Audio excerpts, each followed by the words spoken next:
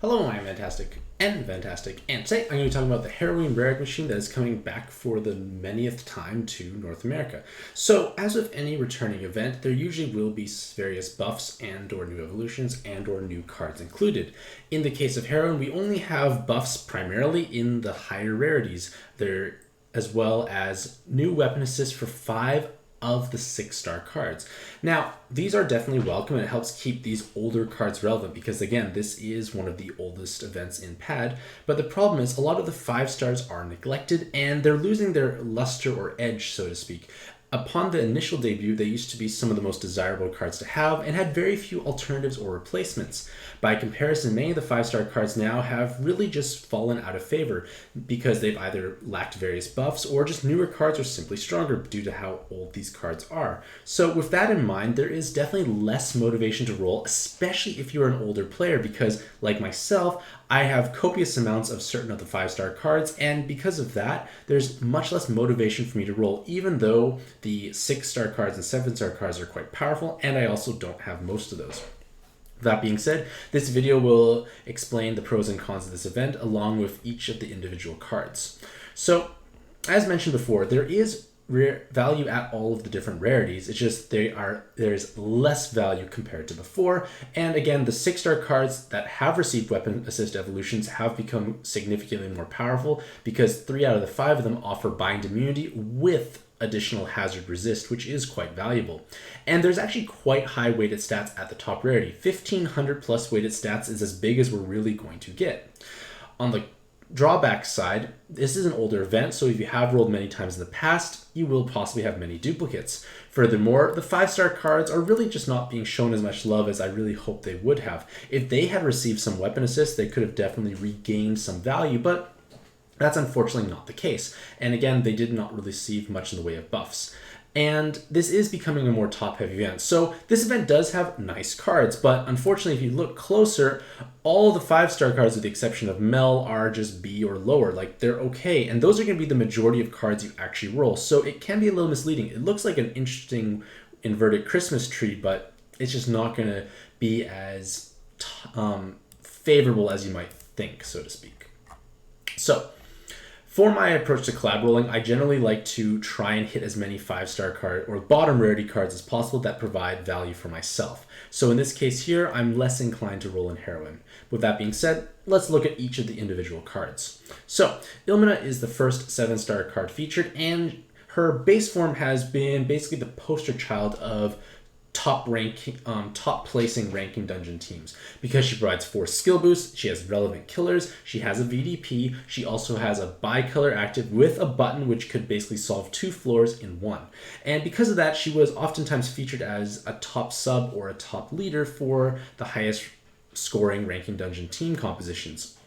Now, with that being said, this still obviously has value, but because of the more options we have available, it's probably less unique or relevant in the sense that, well, ranking dungeons require so many different things nowadays that there are less instances where we can use Ilmina. It's not to say that she is she has no value. It's just that it's not as much of a heavy focus compared to beforehand. With that being said, if you have very little interest in farming or ranking dungeon compositions, this form may not have as much value, but at the same time, I'm less inclined to make her evolve form just because the base form with the 4 skill boosts is just so much more appealing. In her evolve form, she actually has comically high amounts of health. She has 11,000 plus health at max level before pluses, and that's just going to make it so you can survive significantly larger hits with relative ease. Furthermore, she does provide 3 dark resist awakenings, but the problem is it's a bit excessive and it really eats into awakening slots that could have been served for something else of more value. The active skill does unlock orbs now and does 100,000 fixed damage. So in the case of like ranking dungeons, it's probably not as ideal because the orb unlock is extra animation time. The button is also smaller. So it all depends on where you want to use your Ilma. Do you need a big health stick? But at the same time, in my opinion, light also is quite saturated with strong sub options. So in that case, I probably will be less inclined to make the evolve form and stick with the base form if I were to roll Ilmina. Next is Uruka, who actually received quite a sizable buff, mostly because her active skill has received a significant reduction in the number of turns it has for its cooldown. So now it is basically a reach style active skill. Basically, you get a board of fire, water, wood, light, dark, and heal, and the ability to bypass attribute and damage absorb voids. So it's kind of like a 3-in-1 active skill. It's rare you need all three components, but it's at least going to provide value in some way, shape, or form. Furthermore, she has fantastic weighted stats of 1500 plus. She has a nice distribution of health, attack, and recovery.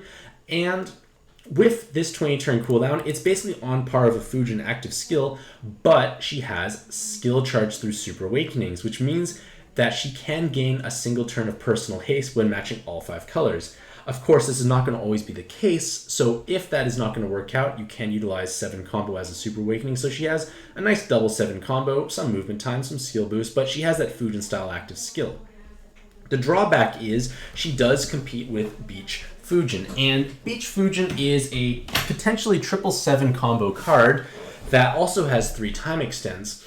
Unfortunately, Beach Fujin does not become bind immune unless you actually pursue that Super Awakening, which means you forego the 777 combo. So when you're deciding between Uruka and Beach Fujin, you need to decide what is more important to you. Do you need more raw damage, or do you want more consistency in a sub because you're naturally bind immune? With that being said, if Beach Fujin elects to go for the bind immunity, both can potentially be double 7 combo cards with full bind immunity, so they could inherit an active skill or an inherit of your choice. So you do have a bit of flexibility in playing around with, and I would personally keep Uruka in her blue form. That's actually where I have my current one.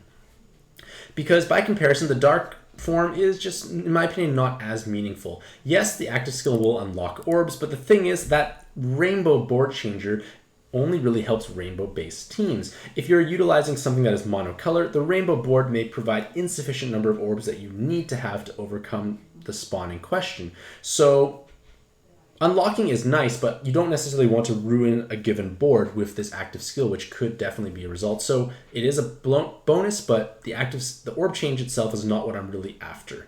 And the main issue of Dark is that their awakenings are less ideal. 4 TPA does provide large amounts of meaningful damage, especially considering she has such high base attack.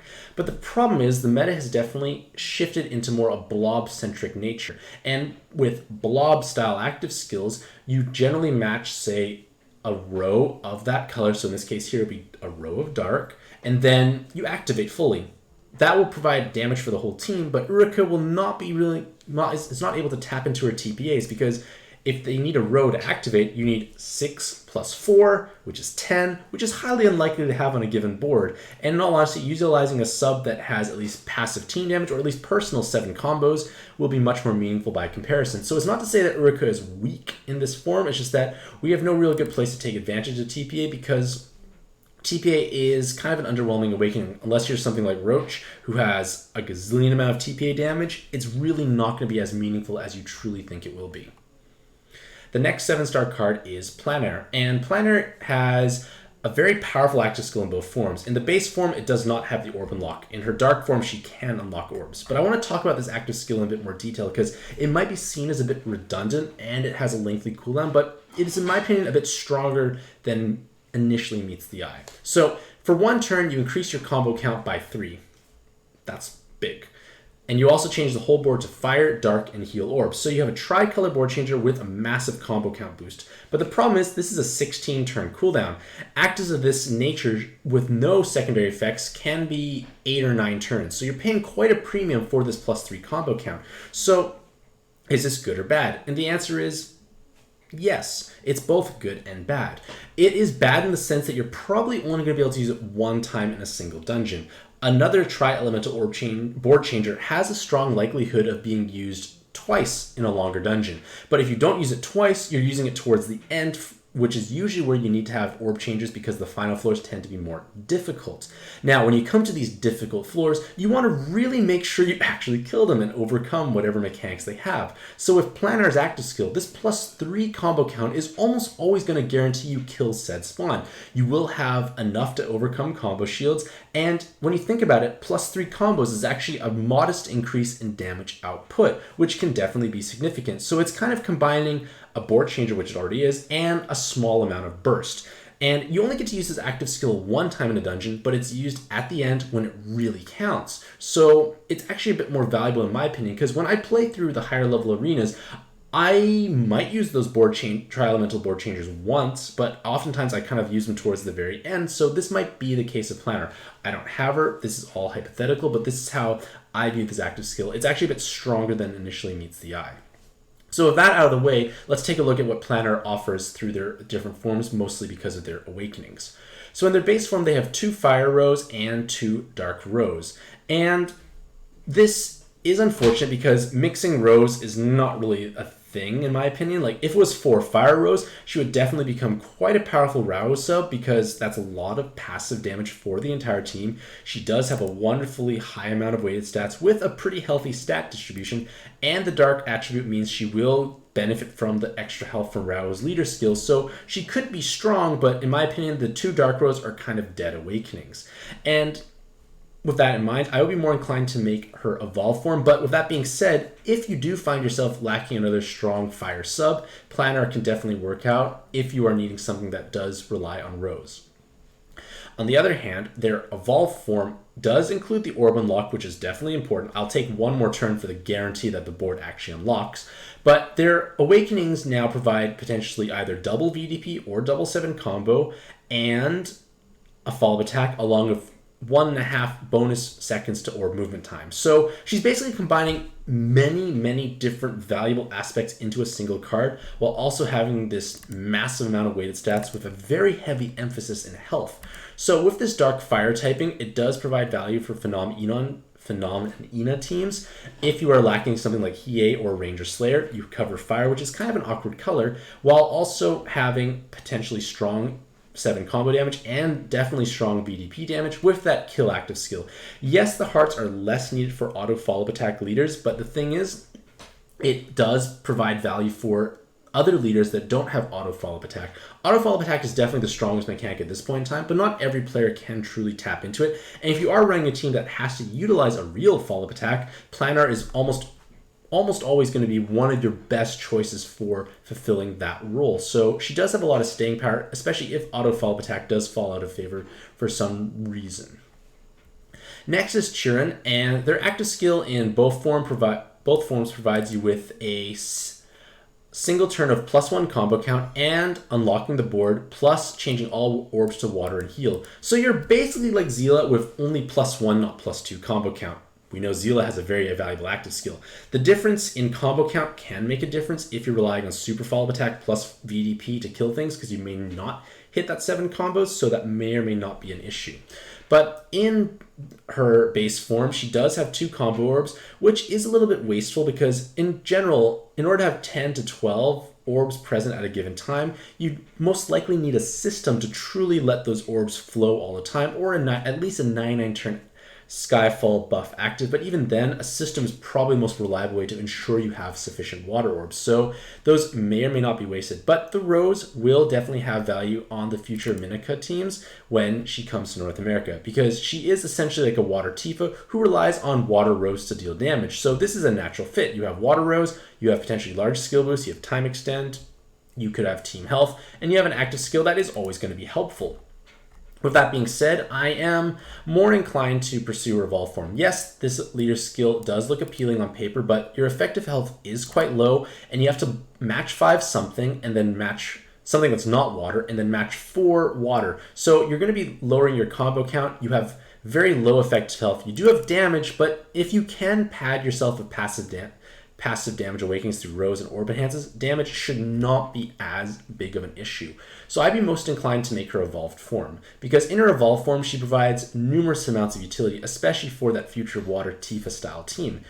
2 team healths, a follow-up attack, 2 seconds of orb movement time are all valuable traits to have in a sub. And beforehand, I was more critical against subs that did not bring offensive awakenings, but I've realized after playing my Tifa and Haomaru team that things like Diao Chan or Fenrir Viz, who's really only good against gods, can provide valuable meaning if they provide utility in other ways. Cherun basically provides all of that. You have a valuable active skill, you have massive amounts of bulk, which might be an issue for those teams because they tend to have lower amounts of effective health. You have the follow-up attack, so you can pursue other types of awakenings, and you have bonus large amounts of orb movement time. So I feel that she makes a solid sub all around with, aside from bad RCV, great stat distribution. But at the same time, that stat distribution is helpful because these Minaka teams have massive amounts of RCV anyways, and if you really wanted to pad your RCV, you would utilize enhanced heal orbs on maybe even the leader themselves because you don't need follow-up attack necessarily. It could be a small way to add a bit of healing and not have to rely on a RCV buffer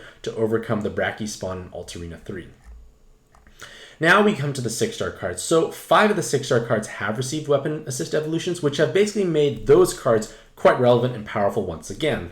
Unfortunately, the ones that did not receive weapon assists have kind of started lacking behind, and Meridionalis is a prime example of that. She used to be actually one of the best leaders in the game. I cleared all the relevant content at the time when she first came out, but that was many years ago, and things have not been kind. She still can function as a no Skyfall farming leader, but the thing is, there are many other options available. Yes, you do have 6 water rows, but it may not necessarily be enough for what you want to achieve because you're not naturally bind immune, which can be a little problematic. With that being said, she could be a potential row damage stick on those future Minaka team. I can't pronounce that name properly, but the idea is you bring 6 water rows, and in theory, if you do inherit Zordon as a weapon assist from the Power Rangers collab, you go up to 10 with full bind immunity from this weapon assist. So then you'd have 10 rows, full bind immunity, and either Cloud or Tape. Not bad for a sub that would have possibly had low value outside of most teams. So this can be something to think about. It's going to be a tremendous amount of passive damage for that team when you match those rows. And it's something that I'm kind of excited about. I'm probably biased because I do own a Mary myself. But again, we'll see what the future holds when we get to that point in time. Next is Julie. And Julie has become significantly more relevant because she got buffed and she received a powerful weapon assist. So in terms of her buff, she received an additional God Killer, which is huge because now she's a double God Killer with God Killer Latents. Can use God Killer Latents. And that means she has exceptionally high amounts of personal damage against those types, along with even more overlapping damage against dragon and attackers. So this is definitely meaningful. At the same time, you might also have lots of killer solutions already. It's not necessarily an unusual fact for people to have this. And in theory, if you buy a Ragnarok Dragon, you have a similar amount of God-killing potential with God-killer latents on him. So you have interesting things you can. There's alternatives, so to speak. But their weapon assist is quite powerful. So their active is quite underwhelming. It reduces enemies' defense to 0, and then 50% damage reduction for 1 turn.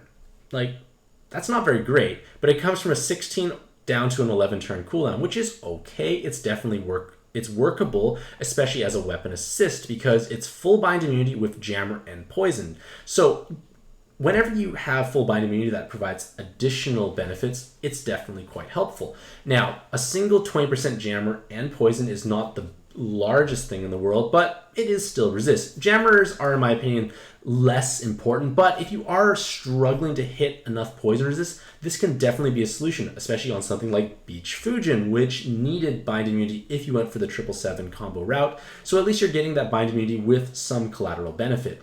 With that being said, I might be more inclined to utilize Zordon from the Power Rangers collab because A, it's easier to find, and B, it provides water rows along with actually a useful active skill for mono water teams. So again, I'm starting to see the light of defensive options with offensive awakenings, and that's basically what Zordon is. This is still a very defensive oriented card, but the thing is you do have a lesser active, and there is actually quite a few bind immune weapons for water already, so it's a little less unique, so to speak. Next is Elgenubi, who, despite not receiving really any meaningful buffs, in my opinion, has become stronger simply due to the fact that passive damage for the entire team is much more favorable. So she does provide you with a very powerful active skill of double Orb Changer plus hazard removal into fire and Fire Orb Skyfall by 15% for 4 turns on a 10-turn cooldown. Reasonable cooldown, very powerful Orb Changer, exceptionally high Skyfall rate. Powerful active skill. Her awakenings are Orb Enhances. Lots and lots of orb enhances. 7, in fact. That's an incredible amount of passive damage being added from a single card. No weapon assist can compete with that. Like, weapon assists don't come with that many orb enhances, so this definitely surpasses weapon assists in that regard. So in theory, if you use Elgenubi with a weapon assist that provides other valuable awakenings like resist or bind immunity in her case, she can definitely be a strong damage stick. So I want to paint a little picture for you, ladies and gentlemen. Rao is definitely the best fire leader at this point in time, and he loves to utilize a system-based team, and if they have dark attribute, it's even more desirable. Elgenubi is dark, and while she does not contribute to the system because of a lack of haste, she could potentially be used, and with all that haste, you can recycle her active skill very quickly, which means you have a very high uptime on this exceptionally higher amount of fire skyfalls. 99 turn skyfall buffs have, I think, 7 or 8% bonus chance. This is 15. This is significantly stronger. Fire orbs are going to appear much more often. And if a fire orb matches and falls down, all those orbs are enhanced for even bigger explosive amounts of damage for the entire team. Can be quite meaningful. So for instance, if you inherited Oria, which is another 6-star card in this event with a weapon assist for bind immunity, you get bind immunity, you get resist, you get on-color stat transfer, and Elgenubi can utilize either an L or Cloud, which may be difficult awakenings to incorporate in your team depending on what your lineup is. So Elgenubi can definitely function as a very powerful damage stick on those teams. With that being said, she cannot become bind immune without a weapon assist, and she's basically really mostly offensive in nature, and if you don't have auto follow-up attack with Rao, the breaking of hearts might be a bit of a detriment, so to speak. Next is Romia, and Romia is another 6-star card who received sizable buffs and has a weapon assist. So she gained an additional Dragon Killer, so now she could be a triple Dragon Killer card with 7 combos. Dragons should be afraid.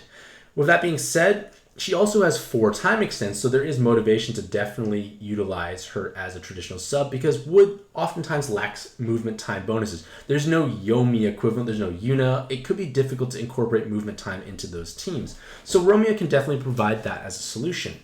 With that being said, she is not bind immune, and yes, she does have time extend, yes, she does have offensive awakenings, but she lacks a VDP. Now, you don't have to have VDP to be valuable and a strong card, but in my opinion, if you have many offensive awakenings and you're very oriented for damage, you want to have VDP to actually make sure those don't go to waste. Because when you think about it, the strongest and most dangerous spawns in the game are those who have the Void mechanic. So that means Romia will not be contributing damage, which is definitely a drawback because she is somewhat seen as a damage-oriented sub. So at that point in time, she'd just be a time extend stick who is not bind immune, and that is definitely a drawback. So with that being said, if you feel like you can't really incorporate Romia into those mono wood teams, you don't need the orb movement time, you might have difficulty making her bind immune, her weapon assist is quite powerful for several reasons. Firstly, it provides cloud resist, which may or may not be difficult to achieve for your team, but she is the only weapon assist with cloud that provides any type of the 20% resist awakenings.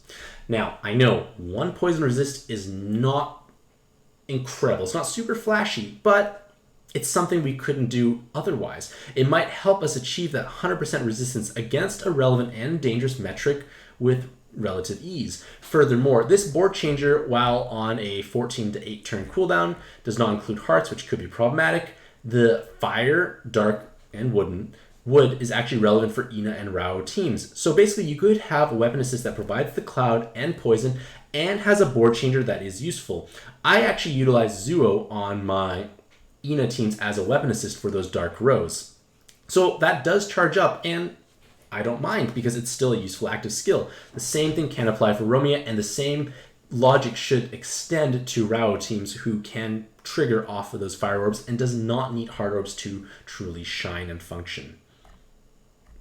Next is Navi. So Navi is yet another card with a weapon assist. So in their regular form, they have 4 skill bind resists, and they could gain 777 combo, but they cannot become bind immune, and skill bind resist is, in all honesty, just wasted. Like, that's a lot of excessive skill bind resist. Like, you could take out 3 of those, and she'd be almost as strong as she was beforehand. Like, it just really doesn't bring that much value to the team, and also considering the fact that Light has so many strong, highly desirable cards, it can be difficult to justify utilizing Navi over those because, well, her active skill is nothing special, wasted awakenings, not bind immune.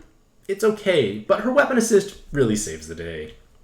So her weapon assist is full bind immunity with poison and blind. So it's very similar to Cecil. It's also light, provides the bind immunity, and 2 resist. They are stronger resist, but the active skill is weaker, which in my opinion makes it a weaker option because Cecil's weapon assist has a much longer cooldown, which is always helpful in a bind immune weapon assist. When you are inheriting a bind immune weapon assist, you want the longer cooldown because you don't want the active skill to charge up necessarily.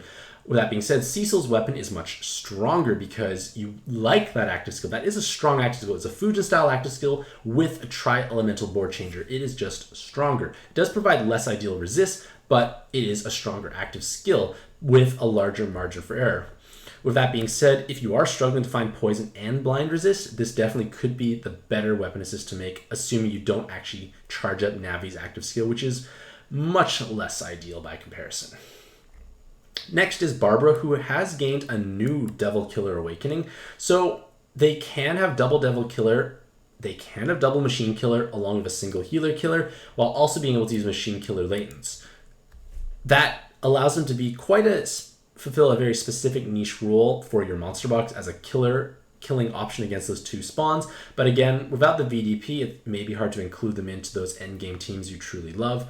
And I feel like they're more suitable for farming or ranking dungeon purposes because they're not naturally bind immune. Those 3 skill boosts definitely help those actives charge up faster. And their active skill is kind of like a self-burst. It's a bicolor board changer with a burst for dragons and machines, which are coincidentally themselves. But again, I feel like they are just a bit more of a situational or niche card. Next is Erika, who does have a reasonably strong base form. It's double 7 combo with the attacker and healer killer and can gain another attacker or healer killer super awakening or follow-up attack. But again, she doesn't have VDP. And if we go back to the idea that damage-oriented cards like Romia should have VDP, the same can apply to Erika. A lot of that damage goes to waste, which is definitely unfortunate. Furthermore, their active skill is on a pretty long 13-turn cooldown that does a 2-turn delay and a 4 elemental board changer. Neither of those components are exceptionally strong, and it's tied to quite a lengthy active skill, which is definitely working against itself.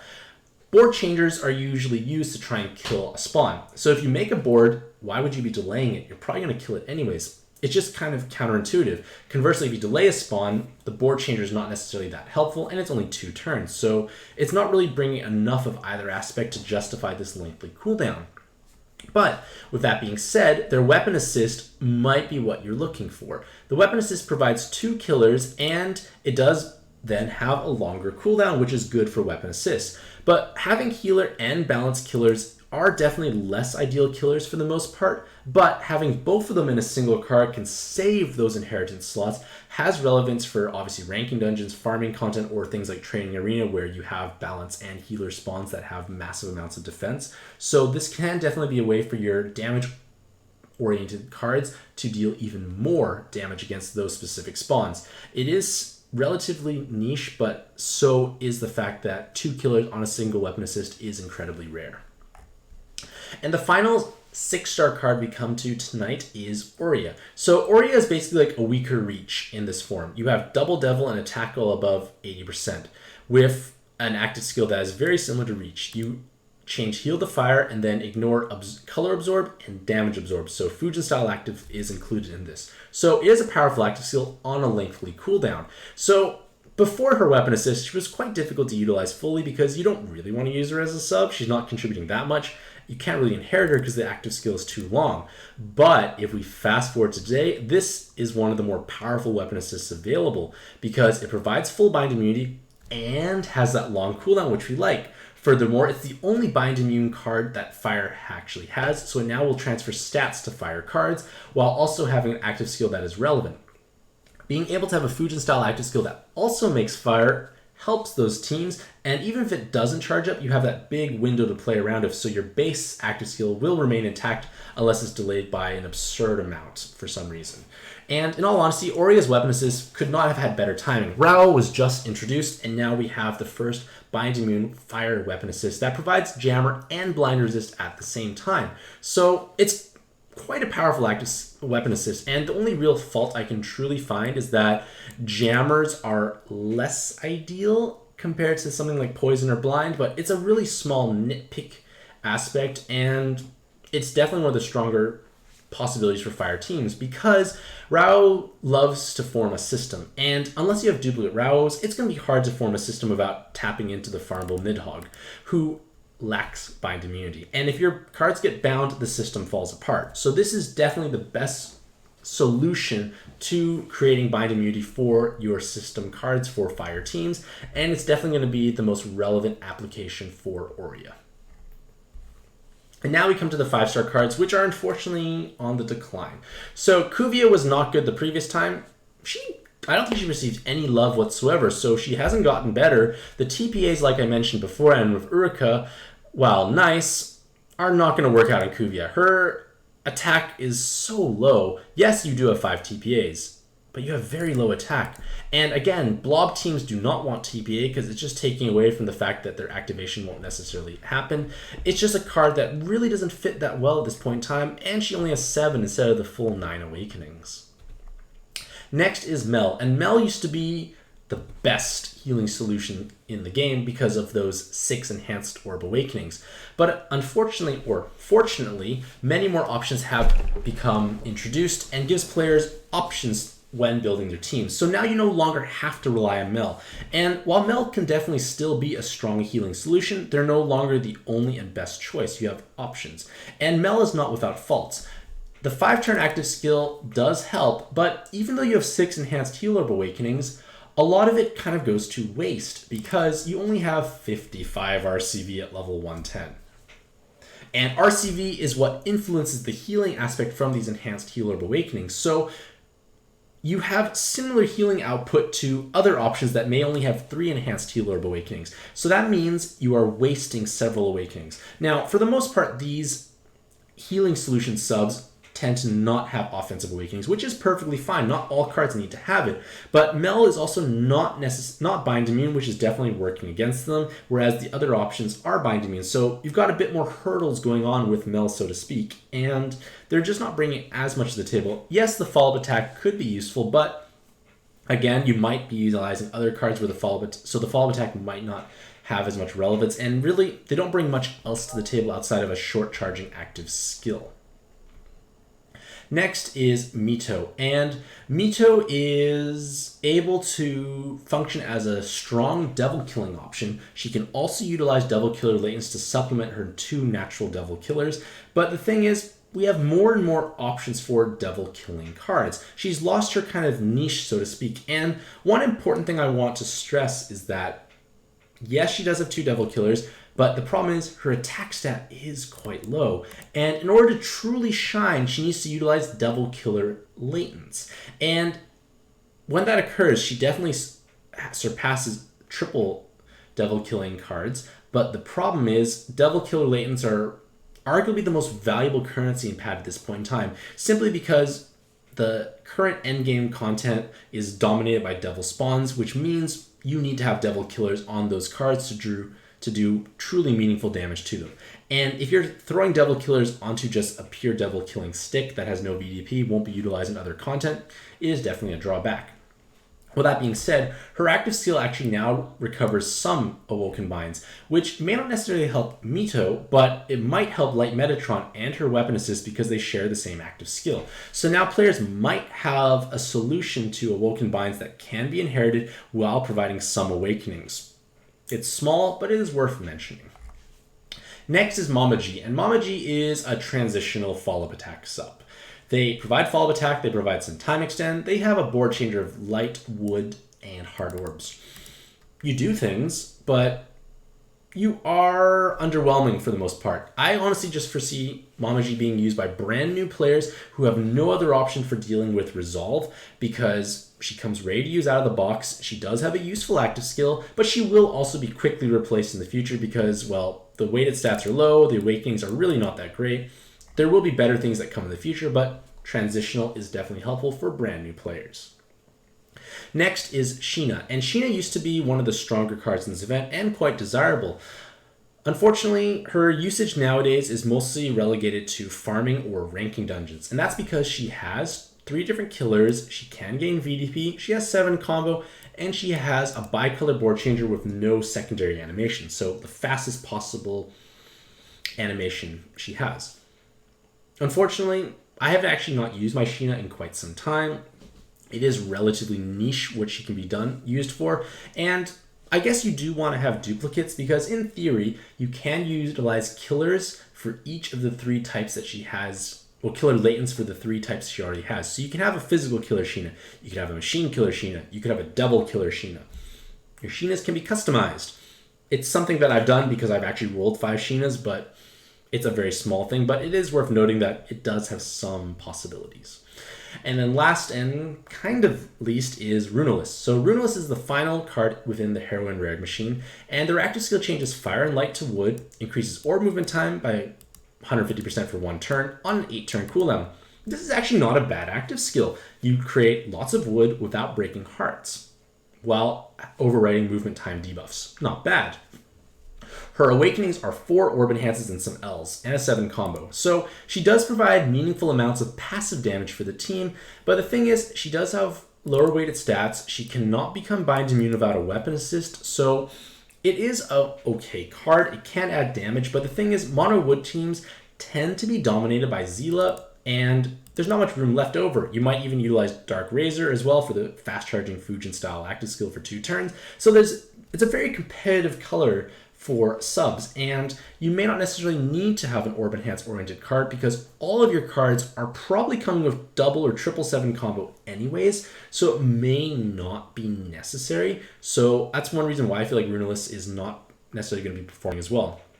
And at the same time, I don't really foresee Zila becoming bad. It's hard to make a triple 7 combo VVP follow-up attack card bad and replaceable, which is one reason why wood is still quite relevant because Zila is so dominating. With that being said, for some reason, if Zilas were not to be as present, Runelis might show up on some teams, maybe not. Maybe I'm overvaluing their potential here, but I don't want to completely discredit them because I've seen how strong enhanced orb awakenings have become. So for myself, I do not plan on rolling Heroine because, as mentioned beforehand, I have done so many times in the past. I have duplicates of all the 5-star cards except for Runelis, who I actually don't own a copy of because she is the newest one. So I don't have no real desire, even though I don't own many of the 6 or 7-star cards. But for the sake of fun and dreaming, these are kind of the dream rolls I have. So I chose Cherun mostly because it's something completely different to anything I have.